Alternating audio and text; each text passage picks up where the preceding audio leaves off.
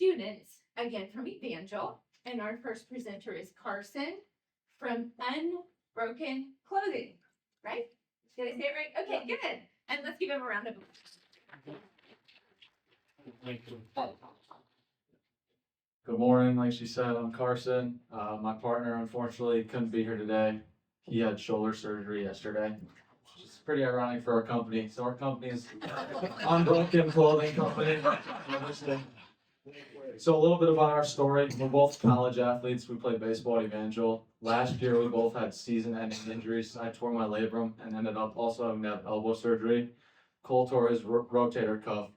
So last spring, sitting on the bench, we talked a lot about injuries and stuff like that. Obviously not being able to practice. We got close. And the main thing we talked about was we didn't understand the mental wear that was being hurt. It's a lot more than just physical. The idea kind of just was left at that. And then we got in the entrepreneurship class in January. We're presented that we needed to come up with a business. And we decided we wanted to do something with athletics. At first, we thought, we'll do some sort of baseball training aid, but we thought the mental side of baseball and sports and athletics is there's no training aid for that, so how can we bring awareness to that? So the problem we came up with, the mental toll that athletes go through is not talked about and very just swept under the rug.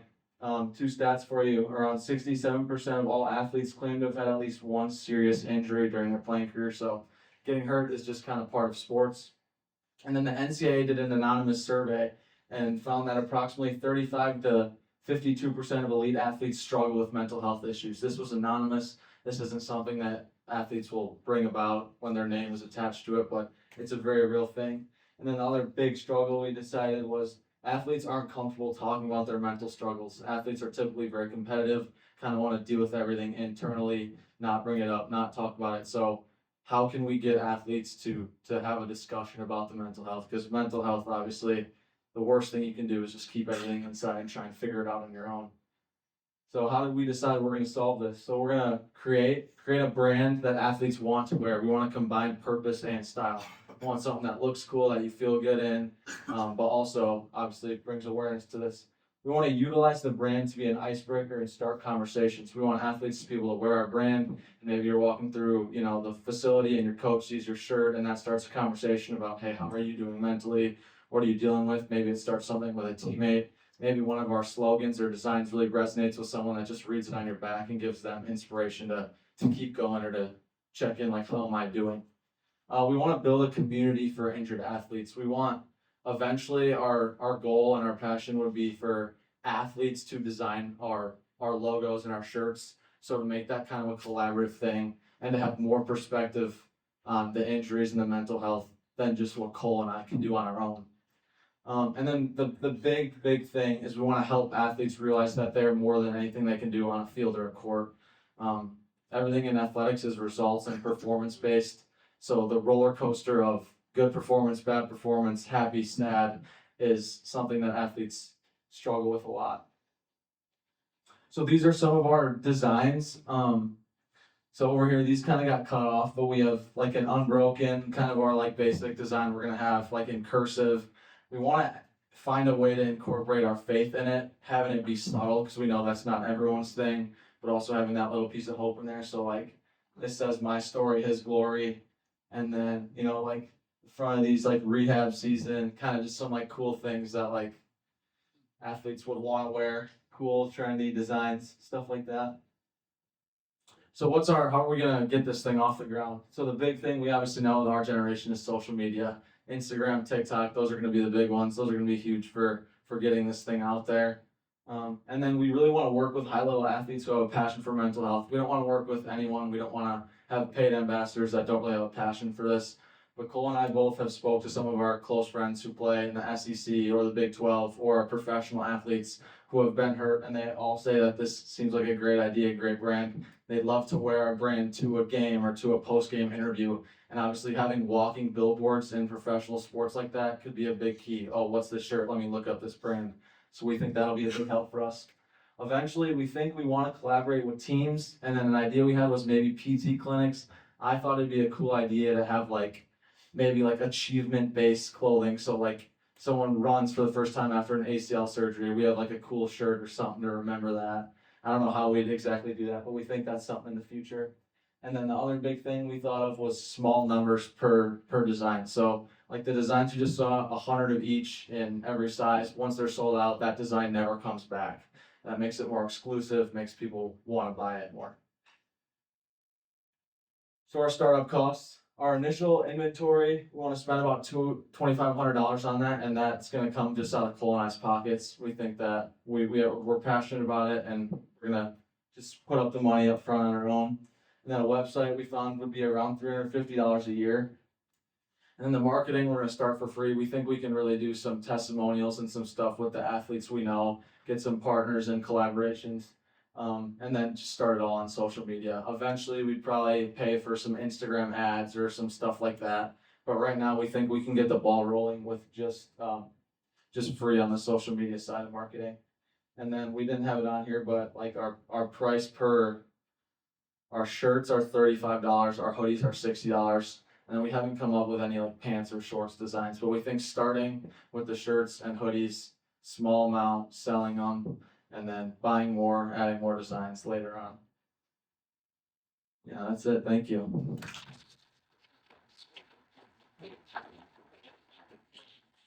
Very well spoke for that. I appreciate that. And I've had a couple shoulder surgeries myself, so I can much appreciate what you guys go through. And I think you're a pitcher, I am, yes. left-handed pitcher. Yes, sir. So there's a little future in that, maybe in baseball. So Never know. if you're new, which I don't think anybody raised their hand, so everybody kind of knows this is the Q&A part. And just so you know, we're going to go to a second presentation right after this one.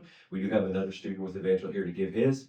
So we're going to move into a few questions for you. My first question is going to be, if you are, and raise your hand and I'll come to you with the mic if you do have one, Gary. See.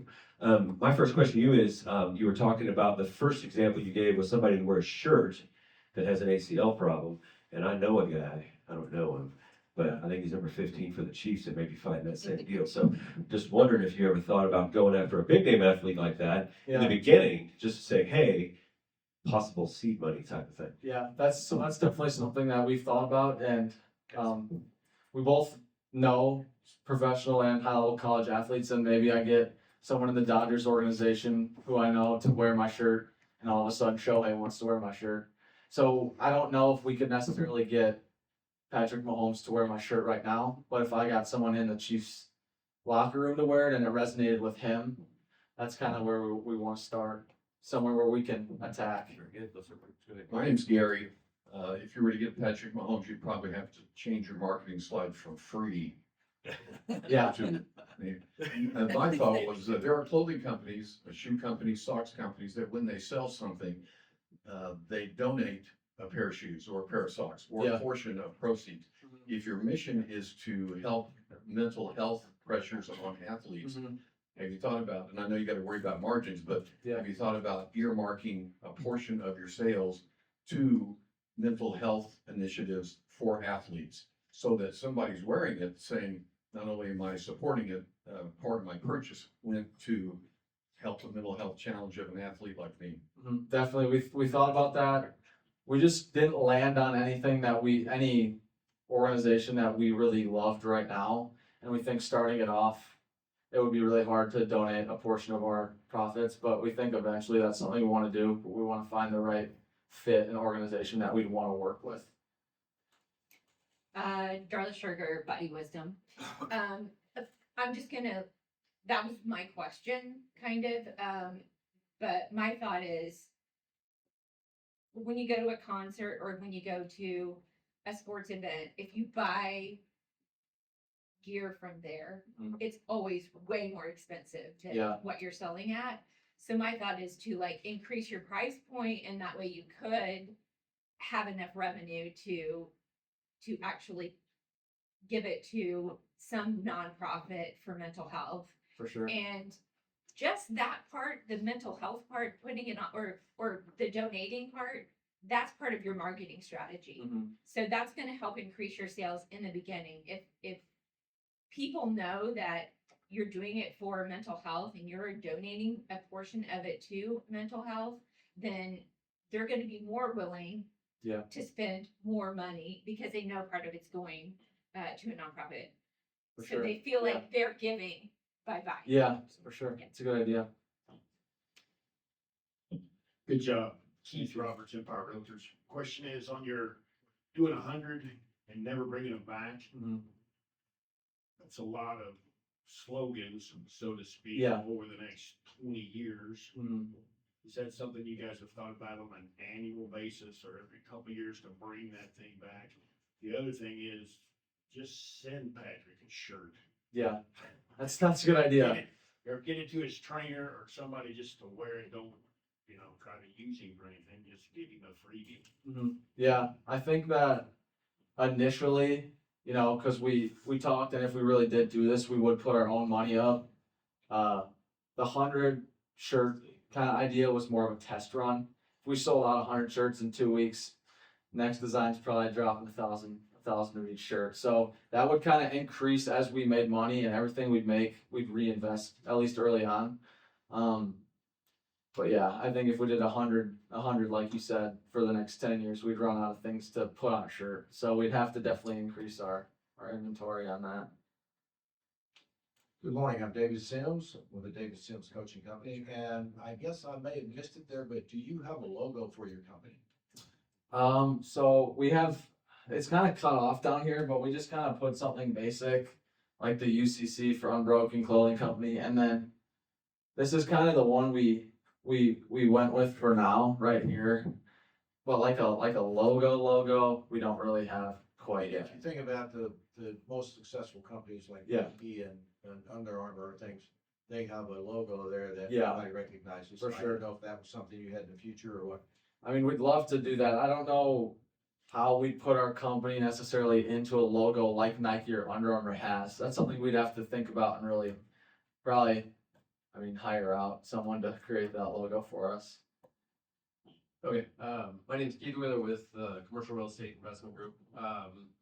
The first thing, whenever you're talking about the pricing, as you do that, you need to do a good, better, best pricing that makes the sale a whole lot easier. Where you've got something that's entry level, and then you can do something that's the more exclusive, nicer, short run stuff, and it gives people the option to contribute more.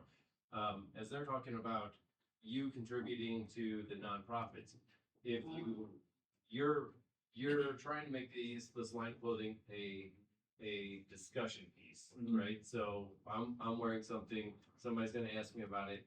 If you set up a link, just simply just do a QR code on the stuff, where now it's, instead of the person buying the shirt is saying, yeah, contribute to this. If they're having a serious conversation with somebody and they're like, oh my God, yeah, I'm passionate about that, then they can say, well, here, just scan this QR code, and then you can contribute, you can buy one of the products to increase sales, or if you just want to donate to the mental health cause that you're going to, then it sends them a direct path. Now you've got thousands of sales reps Yeah. out there trying to help generate money for Mhm. your the cause that you have. Yeah. Thank you. Great. Great job. I'm Kim Rippey and I work for Lamar, the billboard company. I want to say, I love the ideas of having the limited shirts, and I'm not too afraid of you running out of ideas, because I think mental health and information on that is a long time forever thing, and trends change. A couple years ago, we didn't know what 988 was. Yeah. Things like that are gonna come to where I think as things happen, not only being trendy, but you could be in the now. Yeah. And talk about what's happening now. For sure. Thank you. All right, any other questions in the room? Let's give a round of applause. Can't go away just yet, Gary, because I have a couple of questions for you. One real quick. Well played on the Unbroken thing with the surgery. I thought that was fantastic. Thank you. Not for Cole, but for the timing that was here. But I meant to ask in the beginning and I didn't, I apologize. So is this a business that you and Cole look to really do, or is this one that's for the entrepreneurial class? It's more for the class. More for the class? Yeah. Because by the questions, it seems like maybe some fee if you think about it. Yeah, And I'm not ever done it before, but maybe there's a way to sell the business. Maybe there's somebody in here that can sell the idea to. I don't know. yeah, But great job. I thought it was well presented. thank you. And what did you guys come in here to see everybody else before you? Real quick, what did this area, this room do for you guys to put this together? I mean, a lot of it was like, excuse me, the first few weeks we were here was students, not from Evangel, but other students. And so that kind of gave us the confidence, like, oh, we can do this. And then last week, some of our classmates gave a great presentation. So that just kind of gave me more confidence that we could come do it. But just like learning that no idea that you care about is a dumb idea. And like, if you're passionate about something, you can make a business out of it and make it work. Okay, well played, well played. Thanks. So I'm gonna hand off to Taylor real quick.